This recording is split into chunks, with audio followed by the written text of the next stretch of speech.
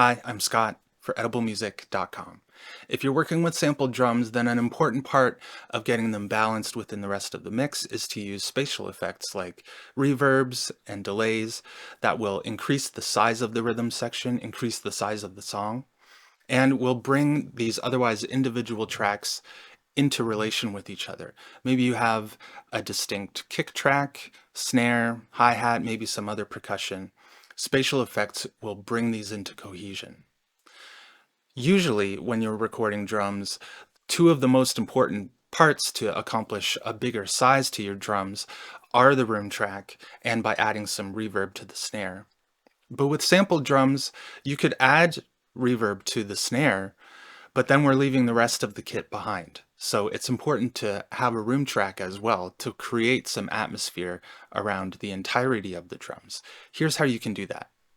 I'm in the early stages of this mix, and we've got 3 drum tracks. I don't have any effects on them yet. There's a loop, a kick, and a snare, and I've grouped them together. Here's how the song sounds so far. There's not really any effects on the other tracks either.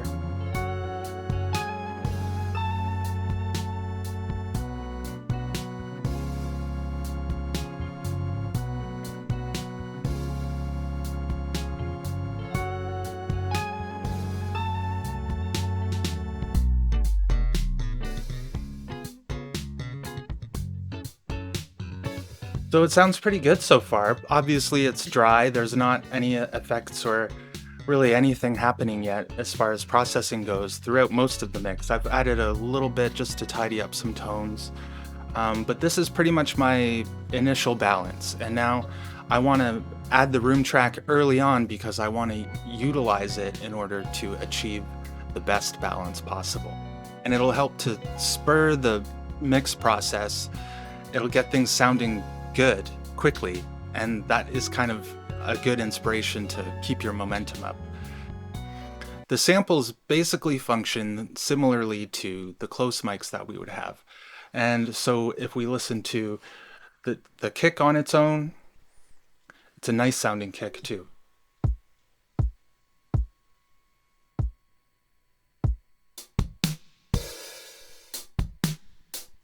Here's the loop, and this almost functions like our overheads. It has the biggest picture of the drum set. And then we have the snare as well.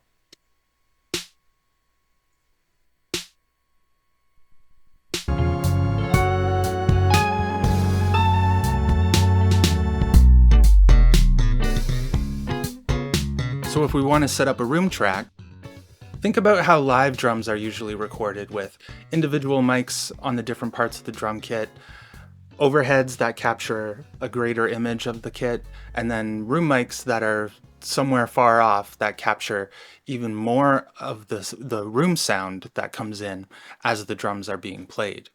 Room mics can be positioned almost anywhere. You can get really creative with it. They can be positioned up behind the drummer, they can be positioned in a corner far off, even turned away from the drummer so that it's capturing mostly the reflections off of the walls. If you've ever recorded live drums, I'd love to know what your weirdest mic placement has been that worked for you, because you can kind of be free to experiment with it. If you have a spare microphone, then you can just set it up somewhere, see how it sounds, move it around, and maybe you'll end up with something that sounds very cool. So if you've already done that though, let me know. If we're working with sampled drums, it's up to us to create that. And again, we can get really creative with it. But if we use that image of playing live drums in a room, if we have our room microphone set up across the way, what is it going to be capturing? Of course, it's going to be capturing the direct signal. Then it's going to capture reflections that are coming off of the walls, and even later reflections that are still kind of moving around the air in the room, and the microphone is picking them up. So those are all of these little things that go into what the room track will contain. So I've set up a drum room send, and because the loop track contains most of the elements of the drum kit, I'm sending that one there the most. And then I've sent the kick and the snare to it also, but in a way that maintains a balanced image of the drums instead of one being really overpowering. And I've stacked a whole bunch of reverbs, and what these are going to do is that they're going to mimic the reflection of the sound coming off the walls and into the microphone. Of course, the microphone also picks up the direct signal. So if we've sent it, there's our dry signal.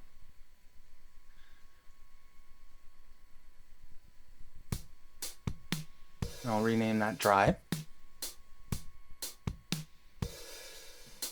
And so there's our direct signal coming straight at the microphone. Now let's think about the reflections that would be coming off of the walls. I've added a delay here. We'll name it early reflections because it's going to mimic the sound reflecting off of the walls. You can tell it's a very short delay.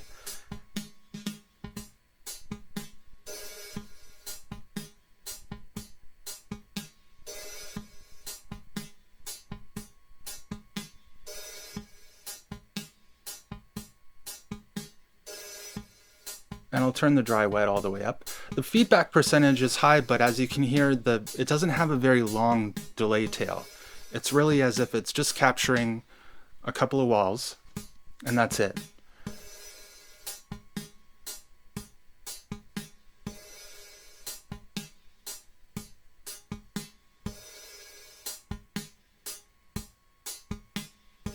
Now the third one I've added is a reverb that is weighted very heavily to the early reflections that you would have in a room, but it's just a little bit more spacious than just having the delay by itself. And I've added another one.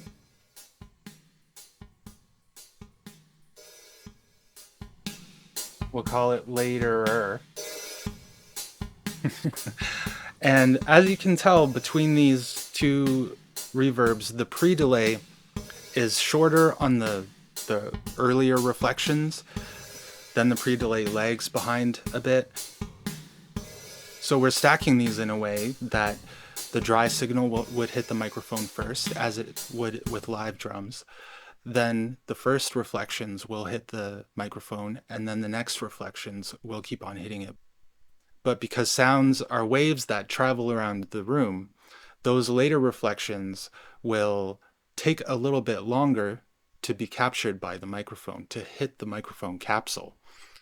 So that's why we're stacking these in order through time as well.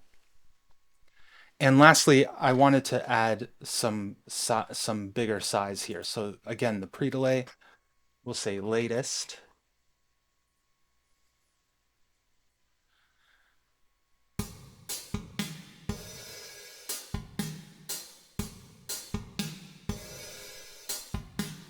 And we can adjust this.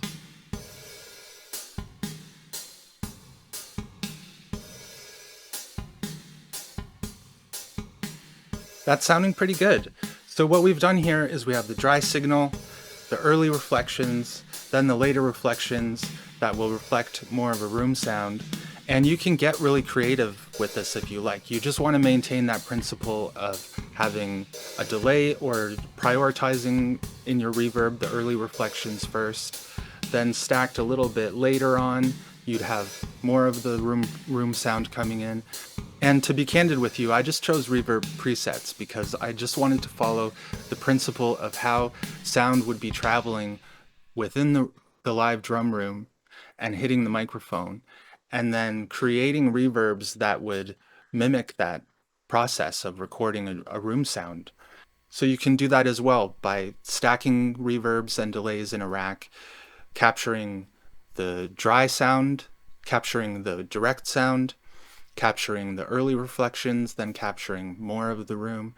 And especially with those later reverbs, you can really create a huge sound if you want to. And you can be creative with it and invent your own drum rooms that you can modify depending on what the song needs. What I've also wanted to do here is to add some compression and some saturation. The compressor, as you can see, has a really fast attack and a really long release, so it's really just there to squash the room track and make it really consistent throughout.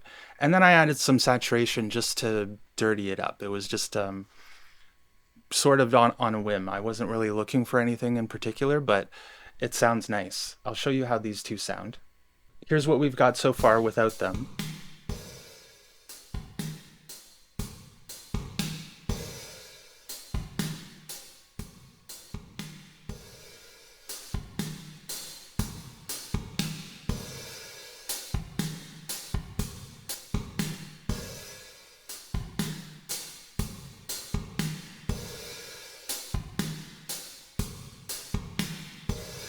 And here it is with the saturator added.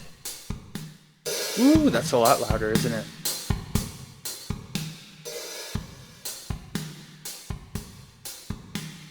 But it just adds a little bit of grit around it. So let's hear just the drums on their own.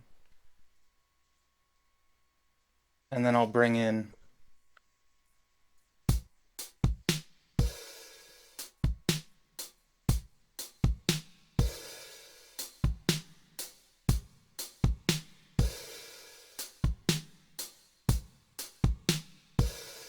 pretty nice.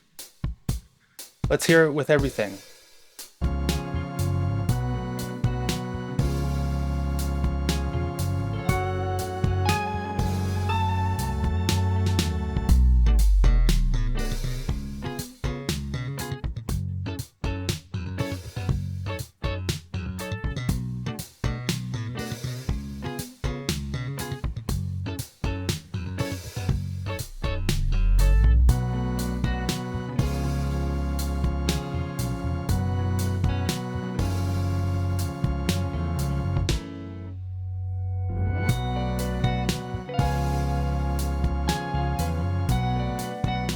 So with this drum room track, we're able to keep those other three tracks, the loop, the kick, and the snare, nice and clean, nice and at the front of the rhythm section. And the room track will just support it, will supplement it. You can feel that it kind of gives more weight, more spaciousness to the drums. And having done that, now we can go ahead and add our reverb to the snare.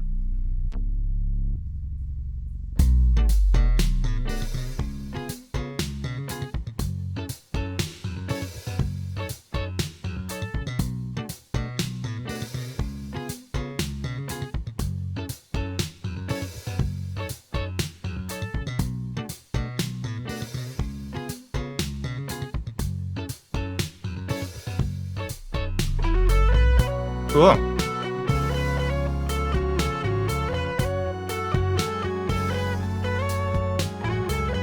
That's sounding pretty good so far, and you can process this as you would with any other track, with EQ and compression and saturation as I've done here.